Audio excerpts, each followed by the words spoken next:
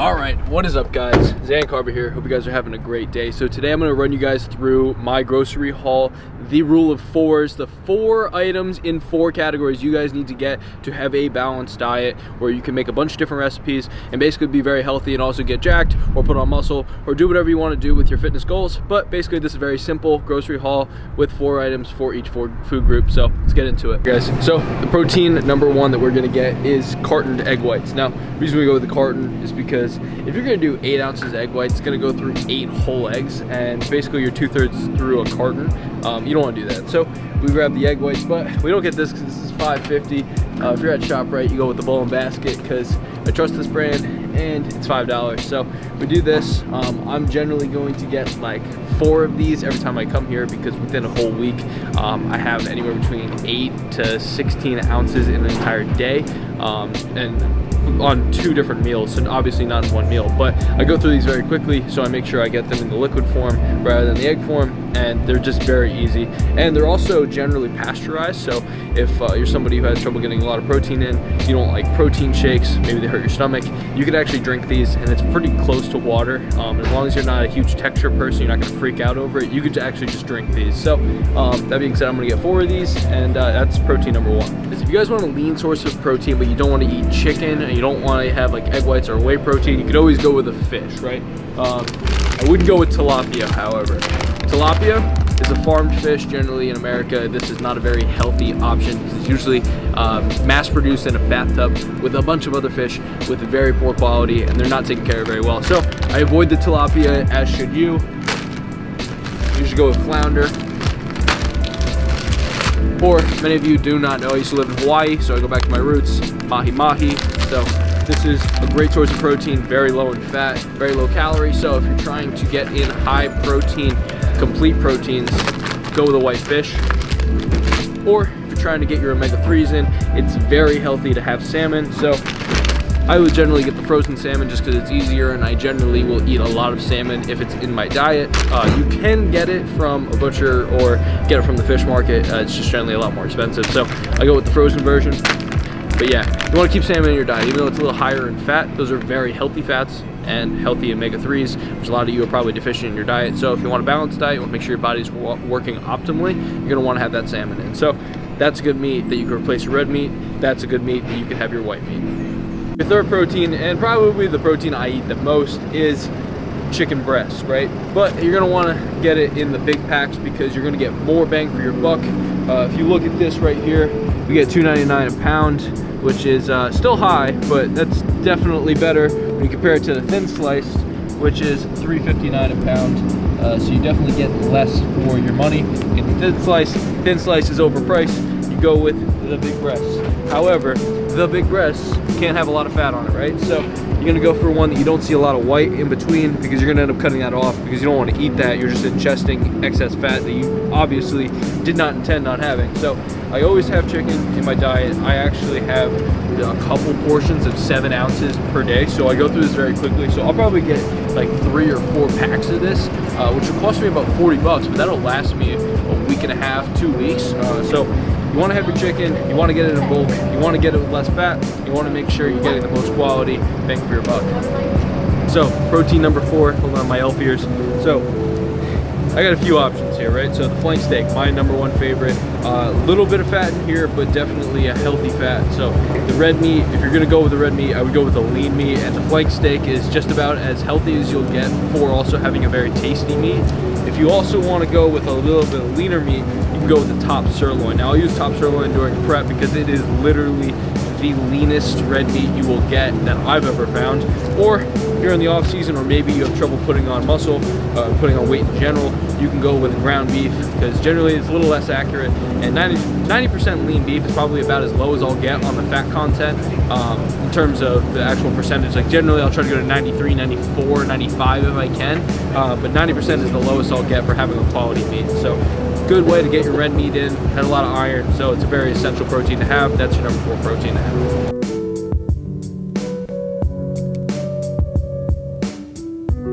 All right, this is the big puppy. You want to get as much rice as you can in bulk because it's expensive. No, it's not. It's very cheap. So 25-pound bag is usually what I go with, just because I eat so much of this rice, and you can, because it's white rice, and you can easily digest it, and you can get a lot of this rice in. So if you're trying to put on a lot of weight, jasmine rice. If you're just trying to keep digestion really smooth, jasmine rice. If you have trouble with satiety, you should go with the brown rice, because it has a bit more fiber. It's going to stay in your stomach a bit longer, so that way you're not going to overeat. But if you're somebody who has good discipline and doesn't have that much trouble with staying satiated, jasmine rice is your best friend, because 1, it tastes good, 2, it's got good digestion, and 3, you're not going to get all bloated. So I love the jasmine rice. I eat plenty of it. Number 1 carb you guys are going to want. Stan Efferding's diet, the vertical diet, is literally built on jasmine rice and beef. So that doesn't say anything. Jasmine rice is the god of carbs. So carb number 1. Carb number 2 you guys want, here goes my mask, oatmeal. You can get instant oats, you can get old-fashioned oats. I prefer the old-fashioned oats because 1, it has less sugar in it. I generally don't add anything to my oatmeal other than like sugar-free syrup or like a 0-calorie sweetener.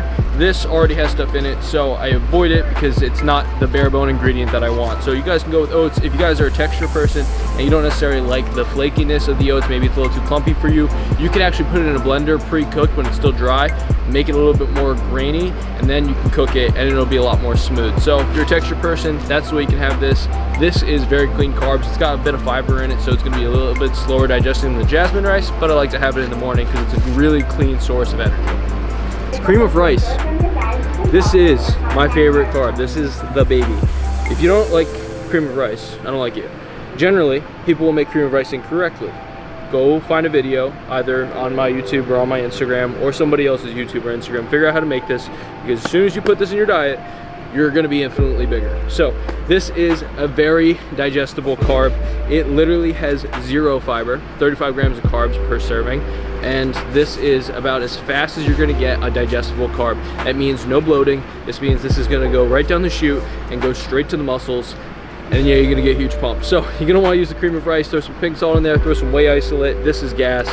Carb number 4, English muffins. This is not an essential, but for the soul it is. English muffins is gas, English muffin is low fiber, English muffin is life, and it's very easy to digest. Unless you have a gluten allergy, then you're not gonna like these. But I love English muffins.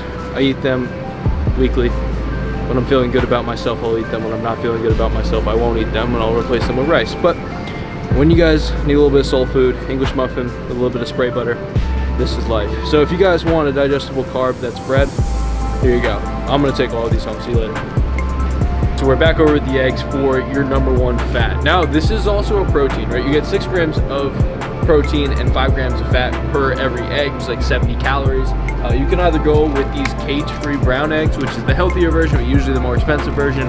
But then again, if you're looking for quality, I would go with the cage-free, because generally it's less pesticides, less chance you're gonna get extra in your eggs, and also you don't want those added ingredients, or you don't want your eggs with hormones, so that's what you're trying to avoid. But if you're looking for a cheaper option, generally eggs are pretty safe in the white version any which way you get it. So generally I will get this 18 because I will probably have about 4 eggs a day.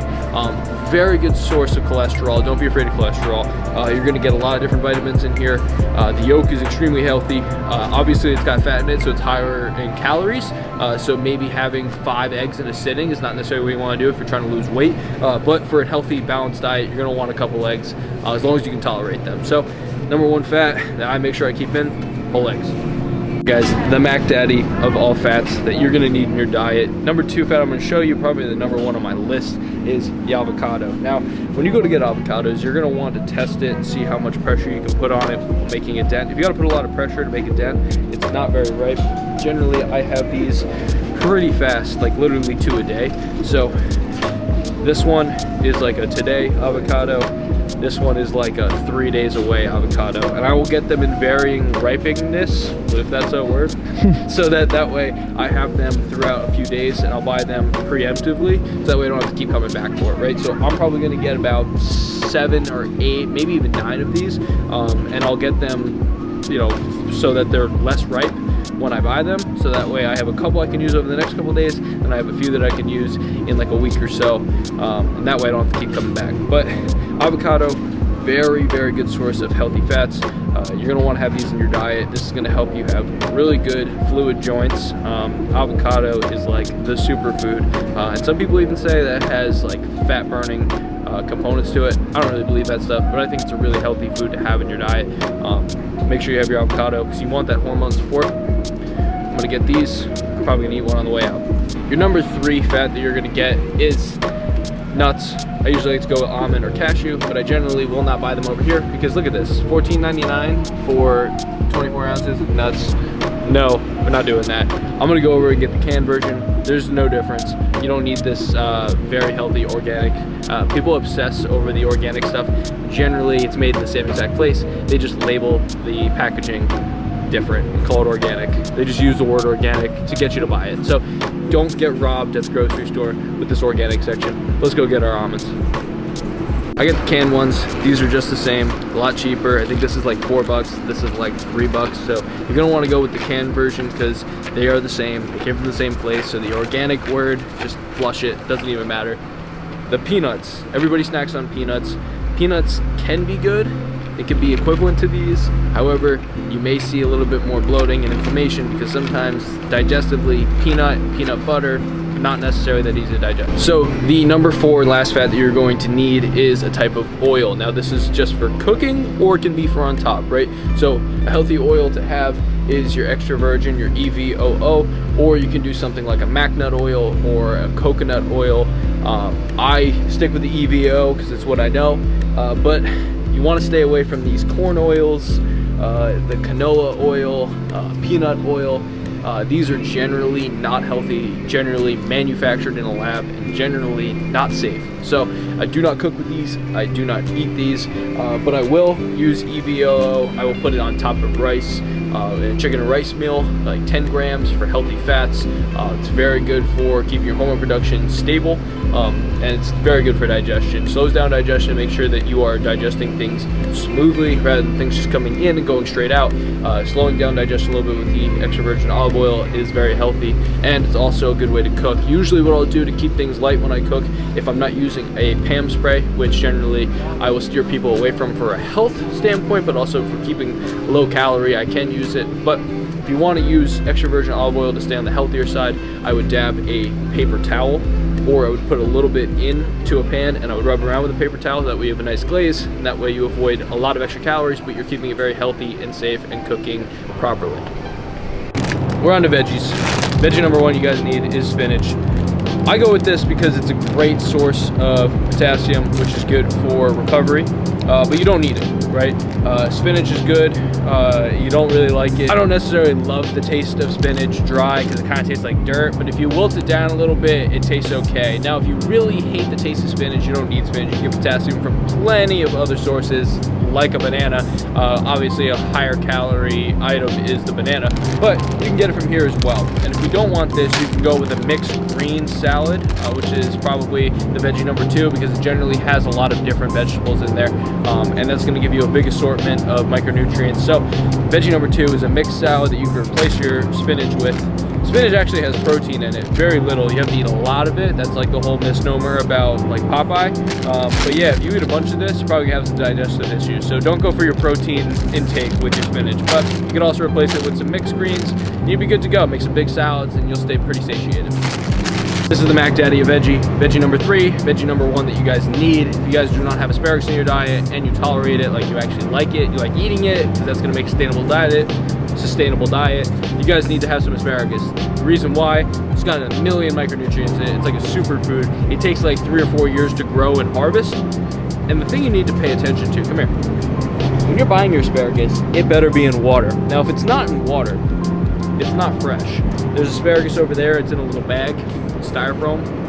Don't buy that. That's not good, because that means it's been freeze dried and put into the thing, and it's probably gonna die a lot quicker. And when you get this home, if you're not gonna cook it right away, put it right back into water. So literally when I get home, if I'm not gonna cook it right away, I will put it in a cup of water and I'll put it back in the fridge. If you bought it in water, keep it in water until it's cooked. So asparagus, I get a load of it because I literally will have probably 3 or 4 servings of that a day, because it is just an extremely healthy, micronutrient dense vegetable to have. Low calorie, makes your pee smell, but that's how you know it's working. asparagus is the goat. If you guys do not like asparagus, English cucumber is your friend. Here's why. It's a natural diuretic, just like the asparagus. Yeah, your pee's gonna smell with the asparagus, but it's a natural diuretic. It's helping you flush water out of your body. English cucumber is gonna do the same thing. Not quite as dense in micronutrients, but definitely a healthy staple in your vegetable category of your diet. And these are gonna keep you pretty full. Like, I will literally, if I'm driving and I'm starving, I'll actually have this in a cooler in the back, and I will just crush one of these, because one, it's like 0 calories. 2, it's gonna help me flush water out, so I'm gonna be less water bloated. And also, I like to taste it with like a little bit of mustard, right? So that's like prep files, like when you're starving and like you need something to chew on and you're between meals. A little bit of English cucumber with a little bit of like spicy mustard or Dijon. That's the go. So English cucumber, here's the reason why you're not going to use regular cucumbers. If you have a sensitive stomach, like I said, with the nuts and avoiding nut butters, this has a very, very thin skin as opposed to a regular cucumber. It has a little bit of a thicker skin, so it can sometimes cause GI issues. Shout out to Coach Kyle for teaching that. Guys, English cucumbers go.